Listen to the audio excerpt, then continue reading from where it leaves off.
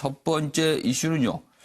조국 일과 관련 검찰 수사 내용 좀 간략하게 짚어보겠습니다. 뭐 새로운 내용들이 좀 몇 가지 좀 있습니다.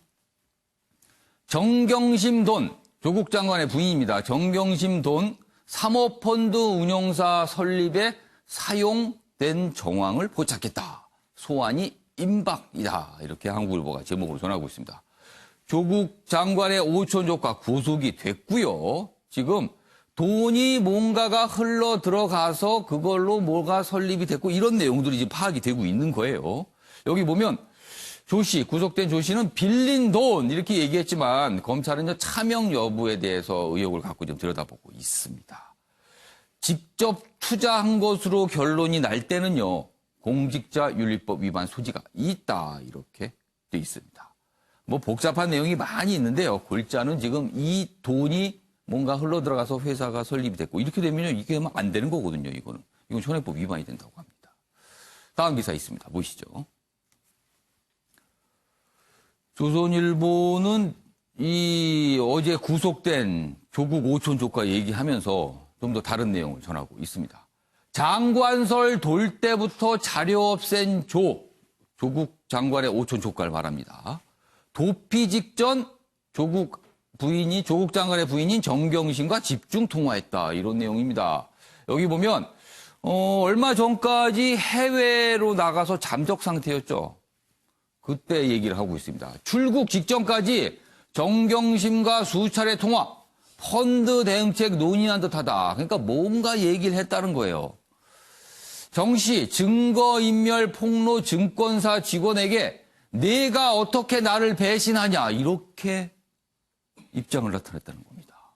사모펀드 운영사 세우고 투자까지 개입했다면 명백한 불법이 된다 이 얘기입니다. 요 중간 부분 있죠. 이 여러 가지 내용을 좀 폭로한 증권사 직원에게 어떻게 나를 배신할 수 있냐 뭐 이런 입장을 나타냈던데 그 내용이 여기 좀 소개돼 있네요. 아랫부분입니다. 조 장관의 아내 정 씨는 최근 자신의 증거인멸을 도와준 사실을 폭로한 증권사 직원 김모 씨에게 내가 어떻게 나를 배신하느냐는 취지의 메시지를 수차례 보낸 것으로 확인됐다. 이렇게 조선일보는 전하고 있습니다. 이런 뭔가 증거를 조금 숨기려는 거 아니냐 뭐 이런 정황들이에요. 자, 관련 기사 하나 있는데요. 마저 보겠습니다. 이런 가운데 오늘 중앙일보가 일면에 기사를 냈습니다. 조국 장관의 딸 고려대 입시 때 제1저자 의학 논문 냈다. 지금 이거 단국대 논문 말하는 건데요. 이 단국대 논문이 입시 때 영향을 미쳤느냐 안 미쳤느냐 그거 그동안 공방이 있었거든요. 그러나 지금까지는 뭐 자기소개서 정도에 살짝 논문이 언급됐지 실제 자료가 제출되지 않았다. 뭐 이런 내용들이 주장들이 있었거든요. 그런데 중앙일보는 논문을 냈다라고 지금 전하고 있습니다. 일면에. 여기 보시면 고려대 관계자 검찰이 자료 확보 딸 점수 많이 받은 이유가 됐을 것이다. 그런데 앞서서 조국 장관은 논문 안 냈다고 했습니다. 그럼 이거 어떻게 되는 겁니까? 이 발언과 배치된다. 이렇게 돼 있습니다. 이 부분 뭔가 해명도 있고요. 검찰 쪽에서도 아마 들여다볼 것 같습니다. 자, 이렇게 세 가지 기사 오늘 검찰 수사 관련 내용 좀 봤는데요. 양지열 변호사. 뭐 일단 이 문제의 오촌 조카 뭐 핵심 인물로 꼽히고 있습니다. 구속이 됐습니다. 그럼 앞으로 검찰 수사는 좀 어느 방향으로 가는 겁니까? 그럼? 사실 이제 오촌 조카가 사실상 이 펀드 회사를 설립을 했고 운영하는 것도 사실상 이 실소유주처럼 뭐 주도를 했다라는 거 아니겠습니까? 그리고 그 과정에서 당연히 이제 조국 장관의 부인과도 굉장히 밀접한 관계를 가졌던 걸로 지금 밝혀지고 있는데 지금 그렇게 관계를 가져서 개입을 했냐 이런 것보다도 그 사람이 그러면 펀드 회사를 설립해서 운영하려고 했던 회사들이 있지 않습니까? 뭐 2차 전지와 관련된 회사라든가 이런 곳들에 과연 어떠한 행동들을 하려고 한 것이냐. 혹시라도 그 과정에서 조 장관이 당시 민정수석이었기 때문에 이 부분에 좀 고난이라든가 이런 걸 이용하려고 했다거나 아니면 특혜를 받으려고 했다거나 내부 정보 같은 걸 이용하려고 한 것이냐. 혹은 그런 사실이 있었느냐. 이런 쪽으로 더욱더 초점이 맞춰질 것 같아요. 왜냐하면 이게 이제 정경심 교수에 대해서 얘기를 많이 하지만 어쨌든 투자자의 위치에 있기 때문에 단순하게 개입을 했다거나 뭔가 운영 사실을 알았다는 것만으로 정경심 교수까지 범죄가 성립되기는 어렵고 지금 말씀드린 부분들 있지 않습니까? 예. 이런 부분에 관여가 됐었어야 예. 된다는. 그리고 이 수사가 사실 시작한 것 자체도 예. 지금 조국 당시의 후보자와 관련된 문제점이 있는지를 찾아보는 거기 때문에 사실 어찌 보면 이 조카의 문제가 아니지 않습니까? 예. 그 연결고리를 찾는 과정이 돼야겠죠. 그러면은 조국 장관의 부인인 정 교수, 뭐 소환 얘기는 계속 나와요. 그리고 지난주부터 계속 임박 얘기는 참 나오는데 언제쯤 검찰 조사를 받게 되는 건가요? 영장 실질 심사 과정에서는 예. 사실은 이 사람이 지금 받고 있는 게 횡령이나 배임이라든가 예. 아니면 자본시장법 위반상 허위공시, 그러니까 74억 원으로 예. 지금 허위공시를 했잖아요. 예. 이런 본인의 범죄 사실과 관련된 부분에만 집중할 수밖에 없었을 거고 검찰은 일단 이틀에 걸친 긴급체포 상황에서의 수사도 처음에는 영장을 발부를 받아야 되니까 그쪽에 조금 더 초점이 맞춰졌을 거예요. 그러면 이제 구속이 됐으니까 앞으로는 이제 과연 정 교수와의 관계는 어떤 관계였는지, 뭐 단순 투자 관계가 아니라 그 이상이 무엇인가가 있었는지, 혹시라도 조국 당시 민정수석의 어떤 힘을 이용하려 한 부분, 이용했던 부분 이런 건 없는지 이런 걸 수사를 해야 되기 때문에 예. 아직 바로 임박했다고 저는 보지는 않습니다. 그러면은 좀 뭐 언론에서는 임박, 뭐 초읽기 뭐 이런 표현이 있는데 그거보다는 좀 더 시간이 걸릴 수 있다. 그러니까 검찰도 뭔가 더 철저하게 준비를 할 것이다. 이렇게 좀 전망을 해 주셨습니다. 알겠습니다. 뭐 수사 상황은요, 사실 뭐 요 정도만 소개해 드리고요. 어제입니다. 어제 조국 장관이 검사와의 대화를 추진하겠다. 이런 얘기가 나왔거든요. 검사와의 대화. 기억이 떠오르시는 분도 있을 겁니다. 과거에 검사와의 대화가 실제 있었거든요. 그래도 오늘도 많은 언론들이 그렇게 다루고 있습니다. 기사 보겠습니다. 조선일보입니다. 전국 검사와의 대화 열겠다. 법무장관 조국의 3호 지시. 지금 지시가 몇 가지 나왔는데 이제 또 다른 지시다. 이렇게 소개가 돼 있습니다. 검사와의 대화야겠다. 온라인으로 국민 의견도 정치할 것이다. 일단 검사와의 대화 이런 입장이 나왔는데요. 검사들 반응 뭐 여러 가지가 있겠죠. 근데 조선일보는 이렇게 소개하고 있네요. 정치 활동하는 거 아니냐. 그러니까 이게 장관의 어떤 활동이라기보다는 약간 정치 활동 아니냐. 뭐 이런 시각이 있고요. 과거 노무현 전 대통령이 뭐 했던 검사회 대화 따라하는 거 아니냐. 뭐 또 이런 시각도 좀 나오고 있다고 합니다. 관련 기사 하나 더 보겠습니다. 보시죠. 중앙일보입니다. 조국 검사와의 대화 추진한다. 검사들 생사 여탈권진자와의 대화가 잘 될까. 뭐 또 이런 반응이 있다 그래요. 여기 보면 일단 중앙일보 기사가 약간 이제 비판적으로 다루고 있어요. 과거 노무현 전 대통령 평검사와의 대화를 연상시키게 한다. 뭐 일각에선 듣고 싶은 말만 듣는 자리 될 수도 있다. 조 장관 어제 출근길에 글쎄요 이 검사와의 대화와 관련될 수도 있고요. 퇴근의 공보 규칙과 관련된 내용일 수도 있습니다. 이런 얘기합니다. 헌법 정신을 어기지 않는 한 가족 수사 검사 인사 불이익 없다. 야당 인사권 운운하며 검찰 협박하냐. 지금 이렇게 또 반발하고 있습니다. 이 검사와의 대화는요, 지금 수사가 진행되긴 서울중앙지검 검사는 일단 제외되는 것으로 알려지고 있고요. 다른 곳의 검사들과 대화가 한다고 하죠. 뭐, 요런 얘기입니다. 자, 그럼 여기서요, 관련 영상 보고 이어가겠습니다. 다시 한번 말씀드리지만 저는 법무부 장관으로서 제 친인척에 대한 수사를 지휘를 하거나 보고를 받지 않고 있습니다. 앞으로도 마찬가지입니다. 그리고 이 수사를 일선에서 담당하는 검사들의 경우 헌법 정신과 법령을 어기지 않는 한 인사불이익은 없을 것입니다. 이상의 점에 대해서 억측이나 오해가 없길 바랍니다. 부산 동부지청장에게 청탁 전화를 하신 적이 있습니다. 그때는 왜 검찰에 전화를 하셨습니까? 이쯤 가면 막 하자는 거죠. 우선 일이 되면 양보 없는 토론을 할 수밖에 없습니다. 네, 2003년 당시의 모습까지 아울러 영상을 좀 확인해 봤습니다. 최영선 의원님, 검사와의 대화, 분명히 조국 장관 어떤 이유가 있을 겁니다. 뭐 이유라고 있고요. 약간 비판적으로 보게 되면 노림수가 있을 겁니다. 뭐라고 보십니까? 일단 기본적으로 중간 간부들에 대한 불신을 드러내는 거죠. 왜 중간 간부들에게 지시해서 그 지시가 일선으로 내려가면 되는데 예. 왜 일선의 검사들을 만나겠습니까? 중간에 있는 간부들에 대한 불신을 내가 갖고 있다. 이걸 표시하는 것이고 예. 그리고 일선 검사들하고 직접 만나겠다는 것은 예. 내가 세부까지 장악하겠다. 직접 내가 챙기겠다. 나의 역할을 봐달라. 이런 이제 공개적인 메시지라고 볼 수가 있는데 예. 저는 뭐 솔직히 이게 그 어떤 형태로 할지는 모르겠습니다. 예. 뭐 공개적으로 할지. 아직은 모릅니다. 예, 그러니까 뭐 어떤 형식으로 할지 예. 모르겠는데 노무현 전 대통령이 예. 했던 방식 같은 것은 예. 저는 부적절하다고 그 봅니다. 당시는 사실 생중계가 됐잖아요. 예. 일선 수사에 정치적으로 중립적으로 수사에 매진해야 될 검사들을 이렇게 마이크 앞에 공개적으로 드러내면은 이 사람들에게 정치적 색깔을 입히는 부작용이 생길 수 있습니다. 그 당시에 검사와의 대화에 나왔던 그 검사들, 예. 그 당시에도 잘 나가는 검사들이었죠. 예. 그런데 현재 검찰에 남아있는 검사가 한 명도 없습니다. 아. 이런저런 이유로 그때 무슨 발언을 했지 해가지고 자기의 의도하고는 관계없이 외부에서 색깔을 입히는 거죠. 그러니까 어떤 성향이 입혀져 버리는 거군요. 그렇습니다. 그래서 이런 그 검사와의 대화 저는 부적절하다고 봅니다. 지금 앞서서 소개했던 조선일보 기사 좀 다시 띄워주시기 바랍니다. 그 기사 보면은요, 일단 뭐 공개된 목적이 있습니다. 기사 제가 좀 소개해드리겠습니다. 어제 조국 법무장관이 어제 한 얘기입니다. 검찰 조직 문화 및 근무평가제도 개선을 위해 검사와 직원을 직접 만나는 자리를 마련하라 이렇게 지시를 내린 겁니다. 그러니까 목적이 이겁니다. 검찰 조직 문화 및 근무평가제도 개선을 위한 의견 수렴을 하겠다는 겁니다. 일단 자 박상혁 변호사 여기 보면 뭐 여기 조선일보 같은 경우는 이제 정치 활동하냐 뭐 이런 비판을 소개했고요. 또 여기 내용을 보면은 뭔가 검찰 조직 그리고 근무평가 뭐 이런 거에 대한 의견 수렴 목적이다 하는데 어떻게 보세요?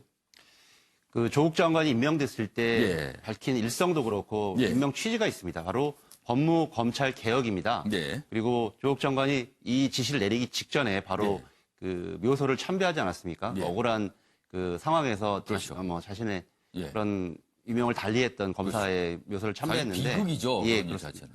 지금 말씀드린 것처럼 예. 이런 조직 문화의 개선과 검찰의 여러 가지 어려움들에 대해서 직접적인 얘기를 듣고자 하는 예. 게 이 그 지시의 취지이고요. 예. 그 노무현 대통령 때의 그 평검사와의 대화는 조금 다른 게 그때는 그 약간 검찰에서의 일선 검사들이 반발이 있었던 상황에서 이것들에 대한 좀 대응 차원의 대통령께서 예. 하셨던 것이고 예. 그에 비해서 지금 조국 장관이 하고 있는 것은 예. 원래 자기가 계획했던 법무 검찰 개혁이라고 하는 본연의 취지에 맞는 예. 그런 대화라고 할 수 있고 특히 우리가 검사들의 얘기 이렇게 하게 보면 너무 재경 검사들의 목소리가 굉장히 과대평가되는 측면이 있습니다.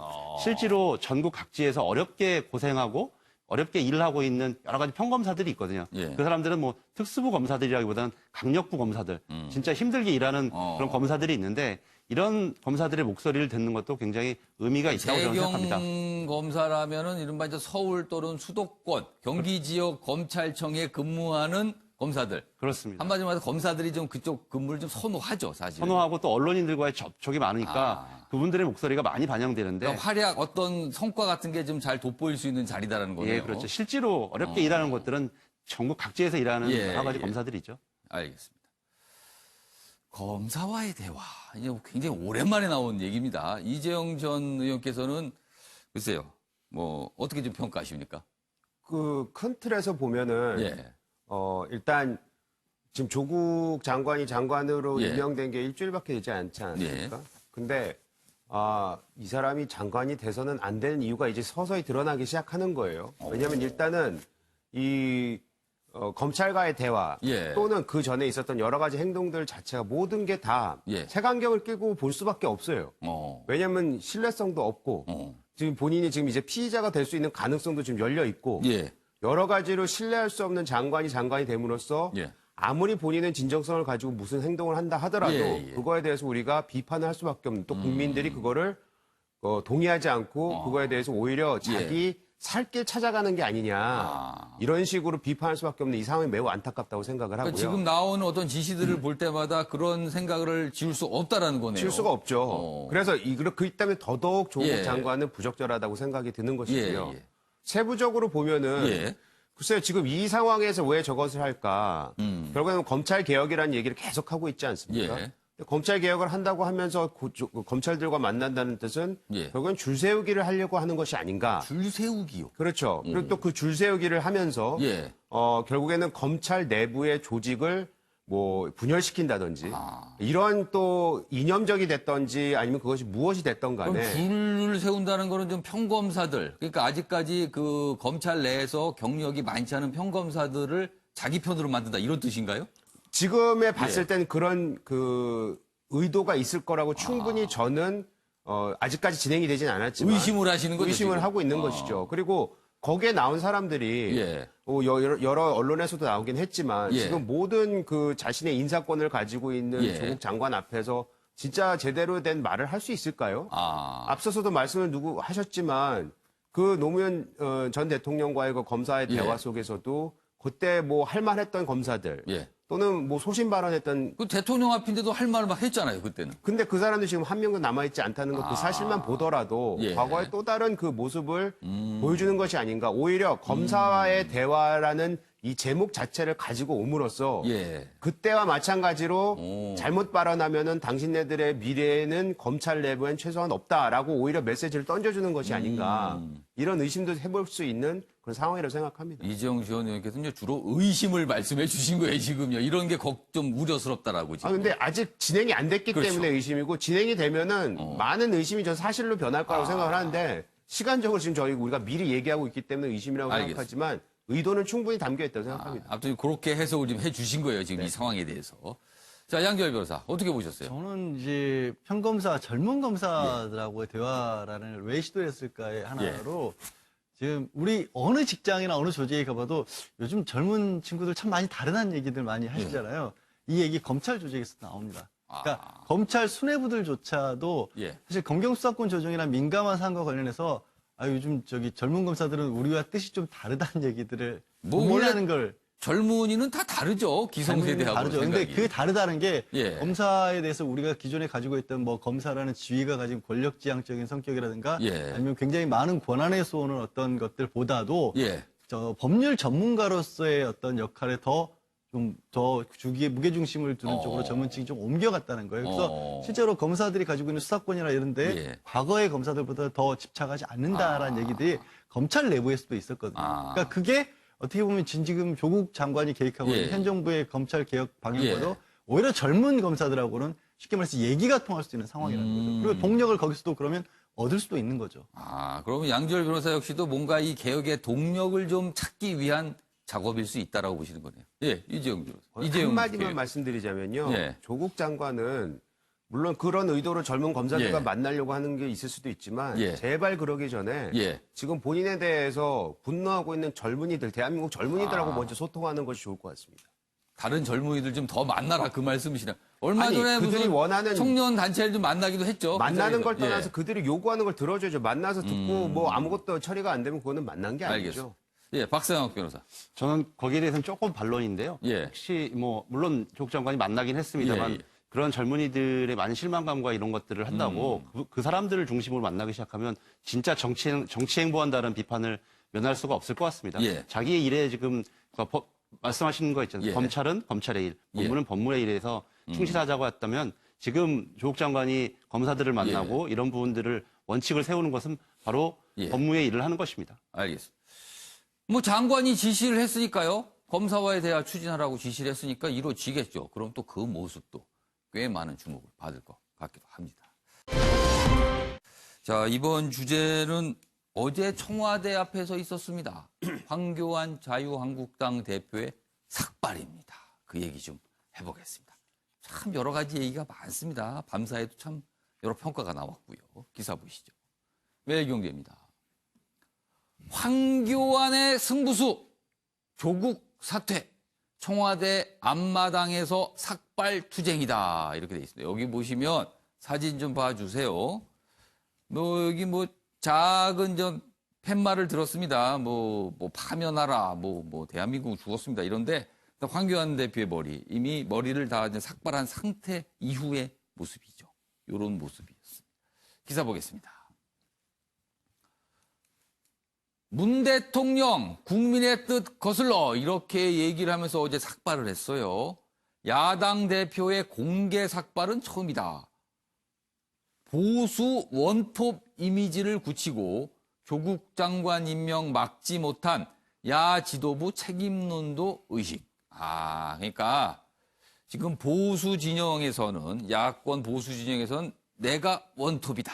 이런 걸 약간 나타내려고 했다. 그리고 조국 장관 임명 결국 됐잖아요. 이거에 대해서 이걸 막지 못했습니다. 약간 죄송하다. 그런 뜻도 담겨 있다. 이렇게 좀 해석을 하고 있습니다.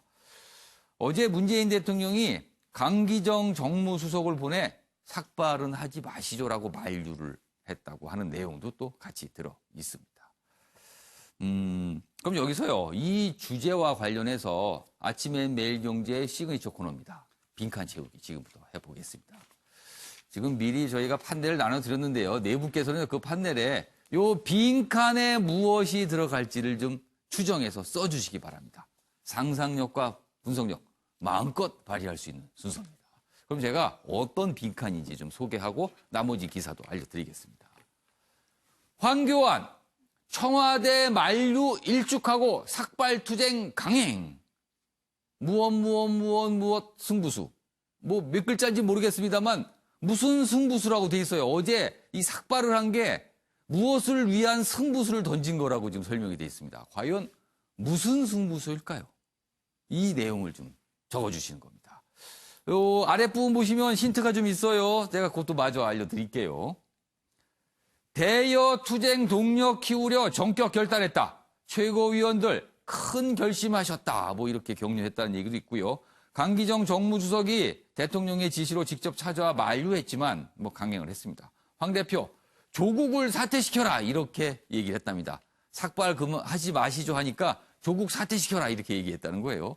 한국당 심야까지 청와대 앞 농성했다. 여당 정쟁 존재감 위한 삭발이다 이렇게 비판을 했습니다. 자, 그럼 네 분께 쓰실 시간을 드리기 위해서 제가 어제 모습 영상으로 저희가 준비했습니다. 확인해 보겠습니다.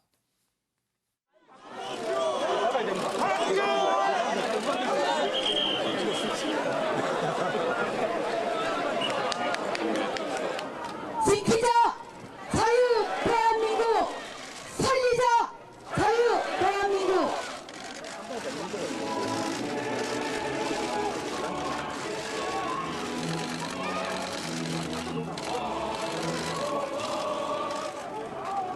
저는 오늘 제1야당의 대표와 국민의 한 사람으로서 문재인 대통령과 이 정권에 항거하기 위해 이 자리에 섰습니다.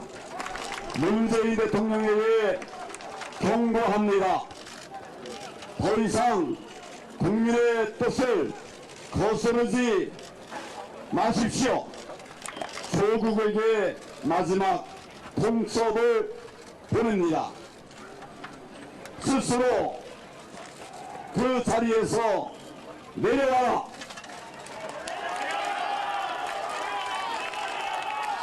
내려와서 검찰의 수사를 받으라. 투쟁의 이름을 붙인 삭발은 부조리에 맞서 분투하다. 그 뜻을 못다 이룬 사람들이 끝내 선택하는 절박한 심정의 발로입니다. 그러나 황교안 대표가 예고한 삭발은 그저 정쟁을 위한 혹은 그 존재감을 확인하기 위한 삭발로밖에 이해되지 않습니다. 자유한국당 황교안 대표에게는 국회라는 그 공간에서 일하고 투쟁할 권한이 있습니다. 그러나 자유한국당은 이미 합의된 20대 국회의 마지막 정기국회 첫 일정마저 거부하고 있습니다. 지금은 장외 투쟁과 단식, 삭발로 분열과 혼란을 일으키는 것이 아니라 민생과 경제를 챙겨야 할 시점입니다. 민생을 챙기라는 국민의 쓴소리에는 눈과 귀를 닫고 장애 투쟁과 단식, 이제 삭발까지 이어지는 그러한 정쟁을 반길 국민은 없습니다. 네, 어제 청와대 앞 삭발식이라고 할까요? 그 모습까지 봤고요. 그다음에 여당의 비판, 논평까지 들어봤습니다. 자, 요 빈칸이 이렇습니다. 황교안 청와대 만류 일축하고 삭발 투쟁 강행. 무슨 승부수일까? 그러니까 요 물음표 안에 이제 이유가 담겨 있는 거예요. 물론 이 이유에 동의하시는 분도 있고 동의하지 않는 분도 있는데 동아일보가 꼽은 요 이유 무엇일까? 요 내용을 좀 써주는 겁니다. 네 분 답을 좀 차례로 보겠는데요. 먼저 최경선 논설위원은 조국 정국의 승부수다 이렇게 추정을 해주셨는데 이렇게 추정하신 이유를 좀 설명해 주세요. 일단 뭐 그닥 매끄럽지는 않지만은 예. 갑자기 단어를 생각하라고 그러니까 생각나는 게 별로 없어서 예. 그냥 내용상으로 보면은 예. 솔직히 이번 조국 정국에서 굉장히 그 조국 장관이 임명되는데 예. 반대 이론이 많았음에도 불구하고 지금 그 자유한국당의 그 지지율이 안 올라가고 있지 않습니까? 예. 그만큼 야당 지도부의 역할이 보이지 않았다. 그래서 야당 지도부에 대한 책임론까지 일고 있는 거거든요. 예. 그래서 어떤 존재감을 보여줘야 될 이 조국 정국이 사실은 야당의 입장에서는 좀 더 오랫동안 좀 더 강하게 지속됐으면 하는 바람일 것인데 그럼에도 불구하고 그 와중에서 예. 야당 지도부의 존재감이 전혀 드러나지 않고 있다.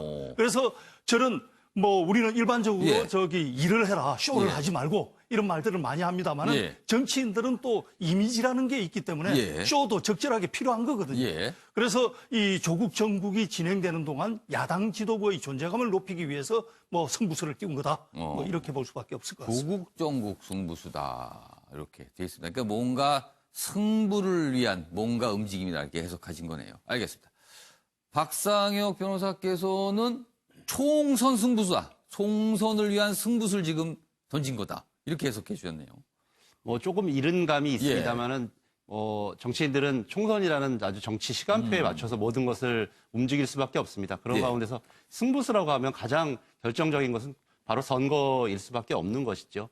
그런 지금 보면 그 YS나 DJ 이후로 이렇게 그 삭발이나 단식을 해가지고 주목받았던 예가 한 번도 없습니다. 그런데도 불구하고 이 황교안 대표가 무리하게라도 갑작스럽게 이렇게 삭발을 감행한 것은 내년도 총선을 의식한 뭐 책임론 또 이거에 대한 여러 가지 비판적 의식 이런 걸 위한 승부수라고밖에 볼 수 없습니다. 그러면은 사실 조국 장관 파면 이런 거보다는 총선을 겨냥한 승부수라고 해석을 해 주시는 거네요. 결국 그걸 과정 속에서 뭐 일부 예. 야권의 통합이라든지 뭐 여러 가지가 있겠습니다만 결국은 결국은 선거를 총선이다. 의식한 행위로밖에 볼 수 없는 거죠. 알겠습니다. 한국당에 몸담고 계신 이재영 전 국회의원 뭘 많이 쓰셨네요. 반문연대 통합 승부수. 이거는 뭐 내용과 상관없이 글자가 다 들어갈까요? 그 긴 글자가? 그죠. 그래서 밑에 가로 열고 보수 통합이라고도 써요. 보수 통합. 그럼 그러니까 반문연대 통합 승부수라는 내용이지만 글자를 감안하면 보수 통합 승부수 정도가 되겠다. 네. 왜 그렇게 생각하시는 거예요? 사실 저는 이게 숙제가 저한테 주어져서 예. 이 말씀을 쓰긴 예. 썼는데 사실 좀 다른 말씀을 드리고 싶습니다. 예. 뭐냐면 지금 자유한국당 우리 황교안 대표의 그 삭발을 가지고 굉장히 많은 말들이 나와 있고 비판적인 얘기도 나와 있습니다. 여러 가지 뭐 평가가 있어요. 여러 가지 지금. 평가 있는데 뭐 제가 그 황교안 대표 뭐 마음속에 들어갔다 나온 건 아니지만 예. 저는 저 삭발하는 저 행위에 있어서는 처절함이 담겨 있었다고 생각을 합니다. 뭐냐면요, 지금 조국 사태를 봤듯이 지금 모든 국민이 불만을 가지고 있고 싫어하는 조국 장관을 임명을 했음에도 불구하고 그 뒤에는 야당이 야당 역할을 못하고 있다라는 비판들이 많이 있습니다. 그거는 저희 그 자유한국당뿐만 아니고 모든 야권이 좀 겸허히 받아들여야 되는 앞서 매일경제 기사의 제목으로 뭐 책임론 이런 얘기가 있었거든요. 그렇죠. 왜냐하면은 우리의 그 당 지지율이 올라가고 있지 않는 거는 지금 보이고 있거든요. 트렌드상으로도 보면은 그러면 거기에 대한 사죄의 마음도 담겨 있었다고 생각을 하고요. 지금 여러 가지 지금 여권이라든지 아니면은 정부에서 또 조국이 하고 있는 여러 가지 행위들을 지금 막고 있지 못하는 부분에 대한 그런 안타까움과 처절함이 저는 담겨 있었다고 생각을 하기 때문에 이것을 굳이 시대적이지 않다라는 비판으로 일색하면서 그거를 무시하는 것은 저는 옳지 않다고 생각을 합니다. 뭔가 처절함이 담겨 있다. 그런 모습을 좀 봐달라는 말씀인데 이재용 전 의원 혹시 지도부의 추가 삭발이 좀 있을까요? 어떻게 당내 분위기인지 어떻습니까? 지금 현재 지도부의 누구라고 얘기는 할 수는 없지만 최소한 지금 국회의원들 중에서는 예. 여러 명이 여러 삭발을 단행을 하겠다라는 의사 표명은 한 걸로 알고 있고, 하겠다라는 의사를 네, 밝혔어요. 그것을 어떻게 언제 하겠냐는 거에 대해서는 아직 뭐 논의 중이라든지 뭐 이런 걸로 알고 있습니다. 지도부에 속한 인물들인가요? 지도부에 속한 인물도 예. 한두 명은 있다고 제가 소식은 들었으나 그거는 제가 뭐 말씀드릴 수는 없는 부분입니다. 오늘 왜 그러냐면 여기 만평조 한번 오늘 아침에 신문에 봤을 때 만평에 보면은 이제 지도부 추가 삭발 뭐 이렇게 하면서 만평이 나온 게 있거든요. 그래서 네. 이게 사실은 뭐 원래 내용은 아니지만 뭐 이런 걸 또 궁금해하는 시각들이 있어서 제가 추가 질문 좀 드려봤습니다. 자, 양지열 변호사. 양지열 변호사는 보수 결집 승부수다. 이렇게 돼 있어요. 보수. 그러니까 다른 것보다 이제 예. 황교안 대표가 자유한국당의 당대표라기보다 본인의 위치 매기면 아마 보수를 대표하고 싶어 하시겠죠. 그런데 그동안의 자유한국당 자체도 그랬었고 예. 황 대표도 그런 역할을 제대로 못 해냈다라고 아마 평가를 해도 무방할 정도로 예. 뭐 자유한국당의 지지율이라든가 황 대표의 인지도라든가 이런 부분이 크게 오르진 않았거든요. 예. 지금 상황이 어떻게 보면 이제 조국 장관에 대한 반대 여론은 최소한 보수 계층에서 좀 많이 있었기 때문에 그거를 좀 뛰어넘을 수 있는 계기로 삼을 수 있지 않을까. 그러니까 사실 근데 이른바 반조국 연대라는 걸 또 다른 뭐 바른미래당이나 일부 제안을 했지만 연대 제안에 대해서 또 거부를 당했단 말이에요. 그러니까 예. 그만큼 절박하다면 여기서 또 물러나게 될 경우에는 예. 본인이 생각하고 있는 어떤 야권을 대표한다라는 이미지를 세우기 어렵다라는 의미에서 승부수를 띄운 게 아닌가 싶습니다. 알겠습니다.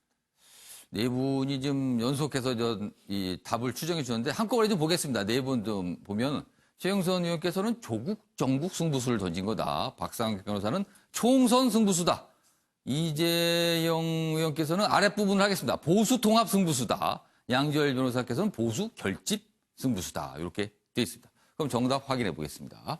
황교안, 청와대 만료 일축하고 삭발투쟁 강행. 무슨 승부수를 던진 것일까요? 보여주세요.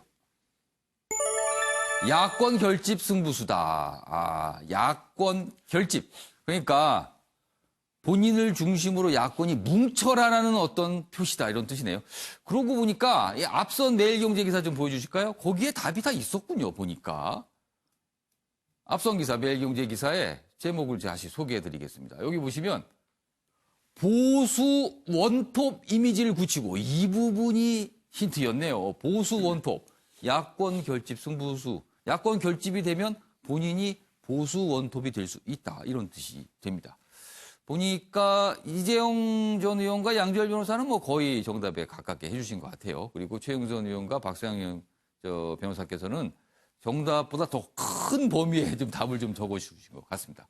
아무튼 야권 결집 승부수를 던진 것이다. 이렇게 평가가 돼 있습니다. 이런 가운데 어제 국회에서요, 조국 장관의 국회 출석을 놓고 좀 공방이 오갔는데요. 간단하게 좀 보겠습니다. 매일경제입니다. 야당 본회의에 조국 출석 안 돼. 정기국회 문 열자마자 삐거덕. 오늘 교섭단체 대표연설 무산. 원래는 오늘부터 교섭단체 대표연설이 하루씩 진행되거든요. 그러면은 총리 이하 장관들이 국회 출석해서 듣습니다. 그런데 어제 그 얘기를 가지고 조국 장관 출석하면 안 된다라고 지금 야당이 반발했고 여당은 무슨 소리야 이렇게 하면서 결국은 교섭단체 대표연설 자체가 무산이 됐어요. 일정이 지금 다 합의가 안 된 겁니다. 그 얘기입니다, 지금요. 그럼 이 내용과 관련된 영상 보고 이어가겠습니다. 조국 피의자 장관을 인정할 수 없다는 것이 야당의 입장입니다. 교섭단체 대표연설에 그냥 자리에 앉아서 대표연설을 청취하는 그 역할인데 조국 피의자 장관이 굳이 나올 필요가 없다는 것이 저희들 생각이고요. 검찰개혁을 비롯한 사법개혁에 대해서 거는 기대가 있는데 장관을 부정하는 야당의 요구를 어떻게 받아들일 수가 있겠어요? 네, 최영선 의원. 뭐 이거 간단하게 보겠습니다. 뭐 이게 또 공방인데요. 오늘도 아마 또 공방을 할 겁니다. 이걸 가지고 어떻게 보세요? 뭐 출석 여부를 놓고 좀 서로도 맞섰는데. 일단 뭐 동의를 했건 동의를 하지 예. 않았건 야당이 예. 법 절차에 따라서 임명된 장관입니다. 그러면 법사울은 장관이죠. 분명히. 그러면은 현실을 인정을 하고 국회는 국회대로 진행을 하는 게 저는 맞다고 봅니다. 예. 그러니까 원내대표 교섭단체 연설이든 국정감사든 예. 그런 자리를 통해서 또 저 따질 건 또 따지면 되는 것이거든요. 야당이 자기들한테 발언권이 오는 자리인데 그것을 굳이 저런 이유를 들어가지고 자기네들의 발언 권리를 스스로 놓는 것은 좀 이해하기 힘들다고 봅니다. 알겠습니다. 뭐 이 내용은 이 정도로 하겠습니다. 오늘도 아마 또 이 공방 벌이면서 또 일정 잡는 논의가 있을 겁니다. 알겠습니다. 자, 이번에는요. 고유정 얘기입니다. 어제 재판이 또 있었거든요. 그런데 여러 가지 쟁점들이 오갔나 봅니다. 그 얘기 해보겠습니다. 일단 좀 사진 좀 봐주시죠. 이 커튼머리 어제도 있었습니다. 커튼머리 있었습니다.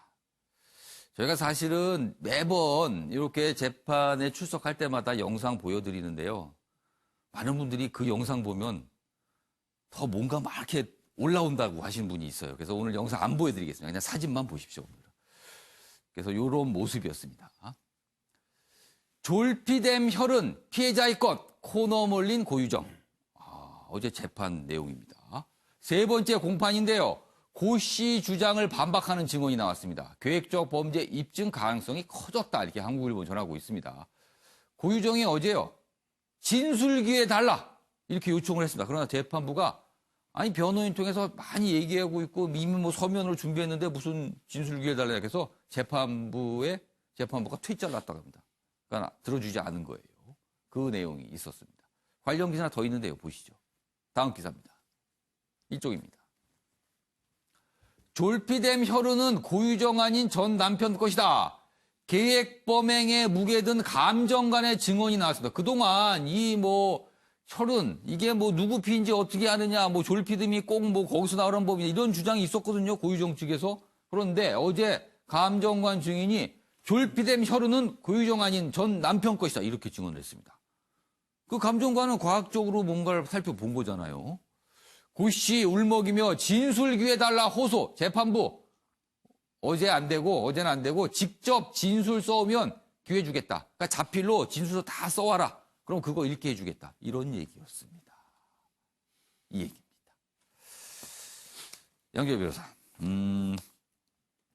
어제 지금 잠깐 소개가 됐어요. 이 졸피뎀 혈흔이 누구의 것이냐 이런데요. 어제 재판에서 쟁점이 무엇이었어요? 그러니까 처음에 이제 2차 공판 때 고유정 측 변호인이 주장한 게 뭐냐면 그 검찰의 증거로 제시된 거에 담요에서 추출한 혈흔에서 졸피뎀이 나왔기 때문에 이게 피해자 전 남편에게 고유정이 졸피뎀을 그렇게 먹도록 했다. 그게 계획범죄의 증거다라고 제시를 했는데 2차 공판에서 피해자 변호인이 아니 담요에 그 피해자 혈흔뿐만 아니라 고유정 혈흔도 있었는데 그게 누구 혈흔에서 나온 건지 어떻게 아느냐라는 식의 주장을 한 겁니다. 근데 저는 애초에 이 주장 자체가 그럴 리가 없다. 어떻게 국가수에서 수사를 하면서 누구 혈흔인지 기본적으로 검사도 안 한 다음에 거기서 졸피뎀이 나왔다고 덜컥 피해자의 것이라고 했겠느냐라고 생각을 했는데 그걸 어제 확인을 한 거예요. 정확히 나와서 담요에 혈흔이 7개가 있었는데 그중에 4개는 피해자의 것이고 2개에서는 유전자 검출이 잘 안 되고 하나는 피고인하고 고유정 것하고 피해자 것이 섞여 있는 혈흔이었다. 그런데 피해자의 혈흔에서 정확하게 졸피뎀이 나왔고 거기서 피해자의 유전자만 뭔가 있는 게 맞잖아요. 확실한 거죠. 피해자의 유전자가 검출된 혈흔에서 졸피뎀이 나왔으면 그 피해자 것이 그럼 유전자는 피해자 것인데 졸피뎀만 고유정에 피해서 들어갔을 리는 없지 않습니까? 그래서 저 주장 자체가 사실은 처음부터 가능성이 별로 높아 보이는 주장은 아니었어요. 그리고 원래 발언 기회를 달라고 했는데 재판부가 퇴짜를 놓은 건 뭡니까? 그러니까 발언 기회라는 건 형사재판을 시작할 때 이른바 모두 진술을 하라 그래서 자 이제 재판을 시작할 건데 재판 시작에 당신 입장은 뭡니까? 라고 그때 피고인에게도 말할 기회를 줍니다. 그러면서 그 말할 기회를 들은 다음에 그럼 당신 주장이 맞는지 틀린지 한번 증인이나 증거를 가지고 따져봅시다 하고 재판을 쭉 진술을 하고 진행을 하고 마지막에 자 이제 재판 증거라 증인 같은 거 다 들어봤으니까 마지막으로 또 한번 입장 한번 들어봅시다 하고 최후 진술 기회를 주는 겁니다. 그렇게 공식적인 절차가 있는데 처음에 모두 진술할 때 나는 할 말 없다 그랬어요. 그러면 이미 절차는 넘어간 거예요.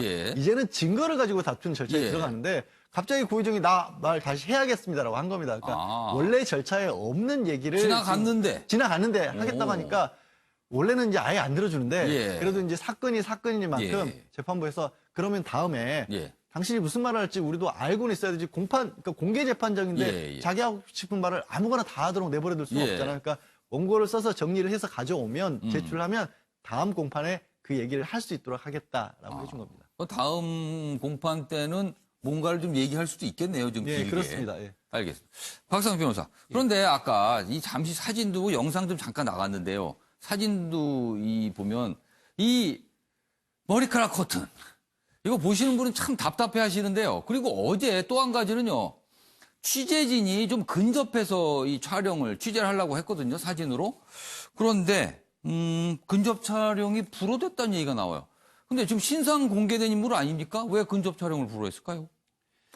아마도 그 재판을 예. 질서를 유지하는 법원의 입장에서는 또 그렇게 가까이 오게 되고 예. 그러면 또 혹시나 지난번과 같이 머리채를 또 잡히거나 예. 뭐 이런 것들로 인해서 재판에 어떤 혼선을 줄 수 있는 우려들도 좀 있었지 않나 이런 그러면은 생각이 들고요. 이른바 피의자의 지금 재판받고 있죠. 피의자의 인권을 위한 조치였나요? 뭐 꼭 피의자 인권이라기보다 예. 재판의 전체적인 질서를 유지해야 되는 법관 입장에서는 예. 충분히 그런 뭐 조치를 취할 수 있었던 것 같고 예. 지금 모두 진술 기회도 마찬가지로 예. 조금 즉흥해서 원래도 뭐 절차를 예. 넘어갔습니다만 즉흥해서 주지 않는 이유는 예. 거기서 말한 것처럼 횡설수설하고 재판의 질서를 깨트릴 수 있는 그렇게 뭐 발언을 하게 되면 예. 전체적으로 분위기가 흐트러지기 때문에 예. 법관이 그렇게 엄정한 조치를 취한 것으로 보여집니다.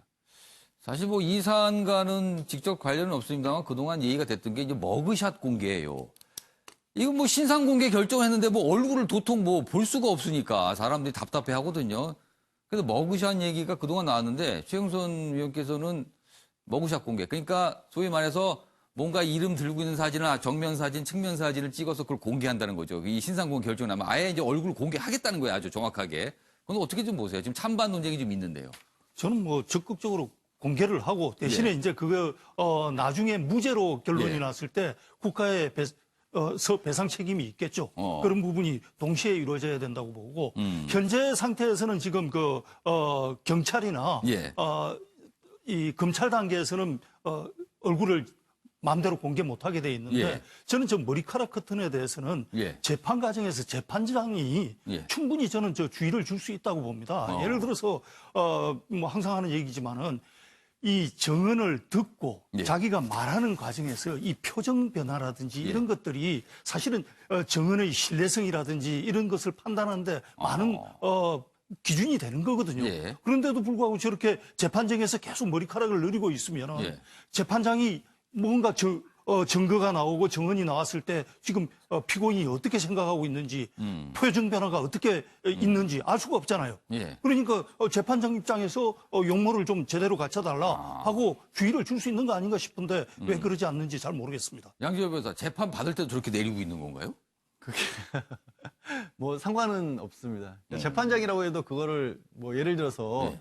그러니까 뭐 자리에 뭐 이렇게 저 뒤로 기댄다거나 아니면 뭐 정상적으로 앉아있지 않거나 이런 거는 법정지휘권으로 제재를 예. 할 수가 있을 텐데 고개를 숙이고 있다고 해서 그거를 고개를 들라라고 얘기할 수 있는 권한까지는 없어 보여요. 그러니까 저게 고개를 숙이는 거하고 같은 맥락에서 근데 판단이 그게 된다. 본인의 의도는 어쩔지 몰라도 당신 얼굴 안 보이니까 얼굴 보여라라고 예. 할 그 권한은 없죠, 딱히. 뭐 제가 직접 재판장에서 어떤 모습인지를 보지를 못해서 좀 정확하게 모르겠는데 글쎄요, 말할 땐 그래도 좀 머리 좀 이렇게 하고 좀 뭐 말하지 않을까요? 저 상태도 어떻게 얘기를 할지 모르겠네요. 알겠습니다. 외교장관과 청와대 국가안보실 차장 간에 뭐 언쟁이 있었다. 뭐 이런 얘기가 뒤늦게 알려졌어요. 그 얘기 좀 해보겠습니다. 여기 있습니다. 기사가. 장관이 이렇게 얘기합니다. 내 직원에게 소리치지 말라. 그러자 안보실 차장 It's my style 이렇게 얘기합니다. 이거 뭐 어떻게 된 거예요? 이게 보니까 싸움 같아요. 말만 들어봐도. 자, 조선일보 기사가 제목이 이렇습니다. 대통령 순방 중에 대판 싸운 강경화 장관과 김현종 차장 이렇게 돼 있습니다. 대판 싸웠다. 지난 4월 중앙아시아 순방 중이었답니다. 그거 해외에서 싸운 거네요. 여기 보면 사진도 있고요. 관련 기사가 또 있습니다. 보시죠. 한국일보입니다. 강경화, 김현종과 언쟁 부인하지 않겠다. 어제 국회 출석해서 누가 질문을 했는데요. 의원들이 질문했는데 이렇게 부인하지 않는다. 싸웠다는 거. 청와대의 외교부 패싱에 불만 터진 듯하다. 지난 4월 문재인 대통령 중앙아시아 순방 때 아까 소개했던 그런 말들이 오가면서 언쟁이 강하게 붙었다는 건데, 그리고 그 이후에 영어로 서로 언쟁을 벌였다. 이 두 분이요, 사실 뭐 한국어보다 영어가 더 편하다고 알려진 분들이기 때문에 이 언쟁, 말싸움도 영어로 벌였다, 현장에서. 뭐 이런 얘기가 있습니다. 지금 뭐 소문이다 이렇게 돼 있고요. 그런데 김현종 차장 차기 장관으로 거론되고 있다. 알력 다툰 설도 있다. 아, 이런 부분이 좀 불편했을까요? 뭐 여러 가지 좀 배경이 있는 것 같습니다. 자, 그럼 어제 강경화 장관이 국회에서 여러 가지 얘기했는데 그 모습 확인해 보겠습니다. 요즘 그 외교부 외교관들 사이에서 강경화 장관 인기가 급상승하고 있다는 거예요. 왠지 아세요? 후임 장관으로 김현종이 올까 봐. 그런 얘기가 막 돌아요. 옛날에 저 김영정 장관하고 다투신 적 있었죠? 4월 달에. 있었죠? 대통령 순방 계제. 맞습니까? 이런 언론 보도도 있었어요. 뭐 부인하지 않겠습니다. 예, 그렇죠? 예. 김현종 그 차장이 무슨 외교부 직원들 불러다 혼내고 말이지. 심지어는 두 분이 막 싸우다가 말면 영어로 싸웠다는 얘기도 있고 그래요, 또. 네, 어제 이제 저 모습을 통해서 뭔가 좀 불편한 언쟁이 있었다는 게 이제 확인이 됐어요. 그리고 그 이후에 좀 많은 언론들이 이제 취재를 통해 보니까 이런 말들이 오갔다. 그래서 나온 말이 It's my 스타일입니다. 이재용 의원이요? 네. 이거 무슨 상황일까요? 저 정도면 대판 싸웠으니까 저렇게까지 나오지 않았겠습니까? 예, 뭐 간단한 언쟁은 아니었던 것 같고요. 왜 저런 언쟁이 벌어졌을까요? 자리 싸움이죠. 뭐 소위 말하는 그 외교 안보 이 공간에서의 자기네들의 소위 말하는 권력 다툼이라고도 볼 수 있을 것 같고요. 역할을 보면 누가 주도하는 그렇죠. 거에 대한 어떤 충돌? 예. 그럴까요? 그리고 지금 현재 이 정부가 들어서서 외교부 패싱이라는 얘기가 많이 나오지 않았습니까? 그리고 그 외교부 패싱이 있었다는 것은 지금까지 외교부에서 나왔던 여러 실수들을 봐더라도 외교부 패싱이 맞는 것 같다라는 생각이 듭니다. 이게 악순환이죠. 왜냐하면 자기네들이 어떤 그 회의라든지 이 과정에 참여하지 못하면은 제대로 된 준비를 하지 못하니까 또 그런 실수들이 여러 가지 나오는 것이고. 근데 일단 안타까운 부분은 뭐냐면 내 직원에게 소리치지 말라라고 소리를 지르는 사람이나 이건 또 내 스타일이 직원에게 소리 지르는 거다라고 얘기한 사람이나 두 장관급인데 그 사람들이 그렇게까지 그 순방 중에 어떤 그 내용을 가지고 대통령이 무엇을 해야 될지 어떤 발언을 해야 될지 이게 외교에 어떤 영향을 미칠지에 대한 그런 컨텐츠적인 내용을 가지고 싸운 게 아니고 소리 지지 말아라. 난 소리치는 게 내 스타일이다. 이런 식으로 싸우고 그것이 언쟁까지 해서 아주 과격하게 언쟁이 오갔다는 것 자체가 매우 창피한 일이죠. 지금 이렇게까지 가는 걸 보면 그 배경 설명을 해줬어요. 그동안 외교부가 약간 어떤 외교, 안보 이런 데에서 약간 역할이 좀 소외된 거 아니냐 이런 이런 배경도 있었고, 그다음에 아까 지금 잠깐 영상 확인했지만 이전 장관 얘기에 나오면서 서로의 어떤 뭐가 이렇게 좀 알력일까요? 이런 것도 있었다. 이런 거 추정 가능한 대목도 있었거든요. 그런데 그거와 함께 사실은요, 이 두 인물, 이 정도까지 왔으면 그동안 뭔가 많이 쌓였다라고 느껴져요, 사실은요. 사실은 순방 중인데 순방 중은 웬만하면 다 이게 뭔가 조용히 가야 되거든요. 대통령이 지금 일정을 하고 있는 건데. 그런데 단순히 내 직원을 다른 사람이 야단친다고 해서 거기서 이렇게 싸우게 되는 거는 보통 때 같으면 그냥 넘어갈 수도 있어요. 근데 이렇게까지 뭔가 불거진 거는 그동안 두 사람 사이에 굉장히 갈등이 깊었다라고도 추정이 됩니다. 박상훈 변호사 어떻게 보세요? 우리가 그 국제 뉴스 같은 데 보면은 이 백악관에서 여러 참모들 간에 이렇게 좀 설전이 있었다 이런 기사는 참 많이 봤었는데 우리나라에서 이런 기사가 나온 거는 좀 그렇죠. 이례적이어서 사실은 더 관심이 이례적입니다. 굉장히 좀 관심이 가는 것 같은데요. 근데 제가 알기로 두 분 다 스타일이 굉장히 이렇게 스타일 나왔지만 굉장히 좀 강한 성격의 분입니다. 강하다. 김현종 지금 차장 같은 경우는 그 통화음이 애국가일 정도로 굉장히 애국심도 강하고 굉장히 예전에 한미 FTA 할 때도 전혀 미국 측 그 관료들한테도 밀리지 않을 정도로 굉장히 강한 터프한 스타일로 유명하시거든요. 강경화 장관도 마찬가지로 굉장히 그 여성으로서 독보적인 지위를 해왔는데 그리고 실질적으로 이 참여정부 때 김현종 차장이 통상본부장으로 더 상위 직급이었습니다. 실제로 그때는 조금 지금은 좀 역할이 달라져 있는데 그런 것도 좀 있을까요? 그런 것도 좀 있었던 것이고요. 그다음에 또 한편으로는 이 순방이라고 하는 공간이 굉장히 협소하고 예. 좁은 공간이기 때문에 한편으로는 서로 간에 굉장히 예민해질 수도 있는 상황입니다. 그래서 저는 뭐 이것이 뭐 외교부 패싱이라든지 이런 예. 것보다는 예. 그런 그 당시 상황에서 발생한 그런 일이 아닐까 이렇게 좀 추측을 알겠습니다. 해봅니다. 최영수 의원님. 솔직히 김현종 차장이 예. 그 통상교섭본부장에서 안보실 예. 2차장으로 갈 때부터 상당히 이례적인 인사다 얘기가 나왔던 게 통상교섭본부장은 장관급이고 예. 안보실 2차장은 차관급이거든요. 그러니까 직급이 강등돼서 갔습니다. 그러니까 떨어진 거예요? 예, 그리고 통상 전문가를 안보실에 넣었기 때문에 예. 왜 통상이 갑자기 안보로 바뀌느냐 예. 이런 여러 가지 얘기가 있었는데 예. 외교부만을 놓고 보면은 이 김현종 차장이 훨씬 뿌리가 깊죠. 예. 통상교섭본부장 자리가 장관급으로서 예. 외교통상부 안에 있었으니까. 그리고 근무 자체도 사무실 자체도 외교부와 같이 있어가지고 외교부 직원들하고 소통이 굉장히 많았습니다. 그러다 보니까 장관급이 차관급으로 갔고 청와대 중심으로 지금 외교가 이루어지고 예. 있다 보니까 개각이 있을 때마다 예. 김현종 차장이 장관석. 외교부 장관으로 올 거다 하는 얘기가 사실은 많이 돌았습니다. 예. 그리고 그와 함께 줄서기가 김현종 차장 중심으로 외교부 공무원들이 줄서기를 한다. 이런 얘기가 오래전부터 있었거든요. 그런데 이게 외교부에만 있었던 문제가 아니고 사실은 예. 금융위원회 금감원이라든지 몇 군데 예. 주요 공직자 사이에 불화설이 돌은 게 있었는데 예. 이럴 때 사실 적극적으로 청와대에서 중재를 하고 예. 위상 관리를 해줘야 되는데 그런 부분에 있어서 청와대가 중재를 좀 적극적으로 하지 않았던 거 아닌가 이런 생각은 듭니다. 알겠습니다. 예, 이재용 의원님. 여기다 또 첨언을 드리자면요. 예. 이제 우려되는 사항은 뭐냐면 예. 이 개인적인 감정으로 인해서 자기네가 해야 할 일에 이제 잘 못하게 되거나 예, 예. 오판을 할 수 있다는 부분이 걱정되는 거죠. 예. 한 가지만 말씀드리면 예. 지소미아 같은 경우도 이거 4월에 싸웠잖아요. 지소미아 같은 경우도 외교부하고 청와대하고 의견이 굉장히 갈렸다는 거 아닙니까? 예. 물론 그렇지 않았기를 바라겠지만 혹여라도 이런 개인적인 감정 때문에 장관들끼리에 이런 잘못된 혹여라도 결정이 내려졌다면은 그거는 매우 국가적으로 손실이고 큰 우려스러운 부분입니다. 알겠습니다.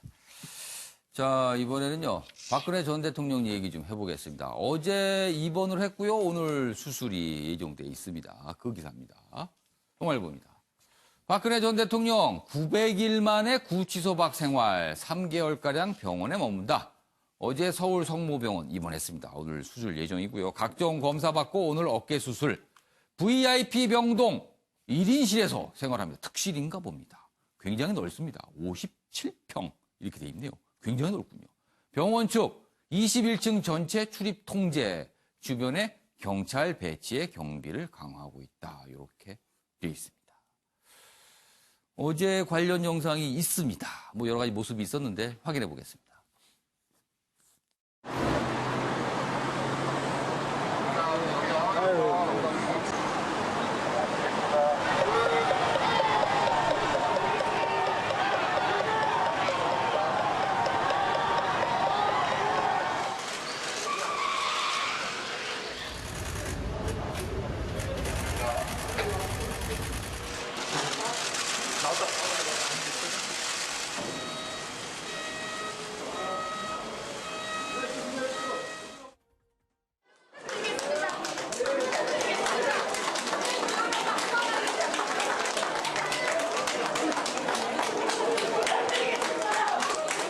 정말로 외쳐주십시오. 하나님 구원하고 외쳐주십시오. 정식대 정계달라고 외쳐주십시오. 제가 정말 부탁드리겠습니다. 대표님, 네. 여러 가지 영상 저희가 좀 준비해서 봤습니다. 박상현 변호사. 일단 VIP 병동입니다. VIP 병동 통상적으로 가격이 꽤 비싸잖아요. 매우 비싸죠. 비싸죠. 이거 1인실이면 굉장히 가격이 나가는데 이런 경우에는 이런 비용 부담은 어떻게 하게 되는 겁니까? 그러니까 본인이 부담하는 걸로 돼 있습니다. 박근혜 전 대통령이 부담하는 걸로 돼 있고요. 형집행정지하고는 조금 요건이 다르기 때문에 예. 아마 교도소장이 재량으로 그렇게 허가를 한 것 같습니다. 그리고 이게 좀 3개월 지나면은 좀 뭐 아마 수술 받고요. 회복하고 재활 치료까지 기간으로 좀 나오고 있어요. 3개월. 그러면은 일단은 아픈 부위가 이제 해결이 되는 거잖아요. 그러면은 향후에 그동안 박근혜 전 대통령이 형 집행정지 신청 2번 했지만 2번 다 거절됐거든요. 받아들이지 않았어요. 그러면 이전 이 수술까지 해서 이제 치료가 됐으니까 앞으로 형 집행정지에 대한 명분이 없게 되는 건가요? 훨씬 더 가능성, 지금도 불어대는데 훨씬 더 가능성은 뭐 줄어들 수밖에 없는 것이죠. 그러니까 이게 치료가 됐으니까. 양결 변호사, 한 가지 조금, 글쎄, 이걸 뭐, 걱정이랄까요? 우울할까요? 지금, 박근혜 전 대통령이 구치소 나와서 서울 강남의 한복판에 있는 병원에 있는 거예요. 그러면은 지지자들과 또 반대자들이 모여서 매일같이 뭔가 집회도 열고 뭐 구호를 외치고 이럴 거 아닙니까? 그럼 이게 또, 뭐 또 갈등처럼 또 비춰질 텐데. 그럴 수도 있죠. 게다가 예. 이제 저곳이 또 박 전 대통령 자택이 예. 있던 곳에서 별로 멀지도 않고 예. 그러니까 한참 서울에서도 교통이 혼잡하기로 유명한 곳에 복판에 있는 거죠. 예. 뭐 공교롭게도 이제 검찰이나 법원에서도 가까운 곳에 있고 예. 그래서 항상 검찰 법원 쪽에서 갔던 또 인파들이 있는데 그쪽으로 다 이동을 이미 한 상황이거든요. 그럼에도 불구하고 이제 구치소 입장에서는 만약에 입원을 하지 않고 통원 치료를 했을 경우에는 저 혼란이 오히려 더 가중될 것이다. 차라리 그냥 한 곳에 한 사람이 있고 뭐 지지하든 반대하든 시위하는 쪽도 딱 어느 정도 자리를 잡을 거기 때문에 예. 그게 경호라든가 주변 안전은 오히려 더 낫다. 이동은 안 할 거 아니에요. 저 사람들도. 그렇게 판단한 것으로 보입니다. 예. 최영수 의원님. 사실 이 병원에 있게 되면 또 집회하시는 분들이 또 무슨 석방 요구 뭐 이런 주장이 또 나올 수 있거든요. 이건 좀 어떻게 보세요? 일단 뭐 그럴 수가 있죠. 이 구치소에 있는 것과 병원에 있는 예. 것은 위치가 다르기 때문에 그럴 수가 예. 있지만은 하여튼 어디까지나 치료를 목적으로 한 것이기 때문에 정치적으로 이용이 안 됐으면 좋겠습니다. 이 내용과 관련 기사가 좀 있습니다. 다음 기사 보시죠. 여기 있습니다. 뭐 역시 마찬가지 내용 전하고 있습니다. 뭐 수감 900일 만에 바깥 생활한다. 어깨 수술 위해 입원. 그런데요. 최순실이 등장합니다. 이 기사에는요. 허위사실 유포로 안민석 의원을 고소했다. 이런 내용입니다. 여기 보시면 이유가 이런 내용입니다. 지금. 예, 알겠습니다. 자, 지금 저희가 현장을 바로 여러분께 전해드릴 내용이 있습니다. 지금 파주에서 아프리카 돼지열병 확진이 나왔습니다. 그래서 지금 농립축산식품부 김현수 장관이 직접 발표를 합니다. 농림축산식품부 장관 김현수입니다. 국내에 아프리카 돼지열병 발생 상황과 현재까지의 조치, 향후 방역 추진 계획에 대해서 말씀드리겠습니다. 먼저 발생 상황을 말씀드리겠습니다. 2019년 9월 17일 06시 30분 국내 아프리카 돼지열병 발생이 공식 확인되었습니다. 어제 18시 경기도 파주시 소재 양돈 농장에서 어미돼지 5두가 폐사했다는 신고가 있었습니다. 이에 따라 경기도 위생시험소에서 폐사 축에 대한 시료를 채취하였으며 농림축산검역본부 정밀검사 결과 오늘 오전 6시 30분경 아프리카 돼지열병 양성이 확진되었습니다. 농림축산식품부는 검역본부 역학조사반을 현장에 파견하여 현재 발생 원인을 파악 중에 있습니다. 인근 농장 전파 가능성도 염두에 두고 방역 조치를 실시하고 있으며 발생 농장 반경 3km 이내에 위치한 양돈 농장은 없는 것을 확인하였습니다. 반경 10km 이내 양돈 농가 19호에 대해서는 아프리카 돼지열병 정밀검사를 통해 발생 여부를 확인할 계획입니다. 조치 사항에 대해서 말씀드리겠습니다. 농림축산식품부는 아프리카 돼지열병 발생 의심 신고가 접수된 즉시 해당 농장에 대한 긴급 방역 조치를 실시하였습니다. 가축위생방역지원본부 초동방역팀 6명을 투입하여 신고 농장의 농장주, 가축, 차량, 외부인 등의 출입을 통제하였습니다. 거점 소독 시설과 통제 초소도 운영하여 축산 차량에 대한 소독 조치도 강화하였습니다. 또한 발생 농장 및 농장주 소유 2개 농장 3,950두에 대한 살처분 조치도 실시함으로써 초동 방역 조치를 완료하였습니다. 참고로 이 3,950두에 대한 살처분 조치는 금일 중으로 완료할 예정입니다. 또 농림축산식품부는 아프리카 돼지열병 양성 확진 판정 즉시 아프리카 돼지열병 위기경보 단계를 최고 수준인 심각 단계로 격상하였습니다. 금일 06시 30분부터 48시간 동안 전국 돼지농장, 도축장, 사료공장, 출입 차량 등을 대상으로 전국 일시 이동 중지 명령을 발령하였으며 경기도에서 타 시도로의 돼지 반출을 일주일간 금지하는 긴급 조치를 실시하겠습니다. 또한 전국 양돈농가 6,300호의 일제 소독 및 의심 증상 발현 여부도 즉시 예찰하도록 하겠습니다.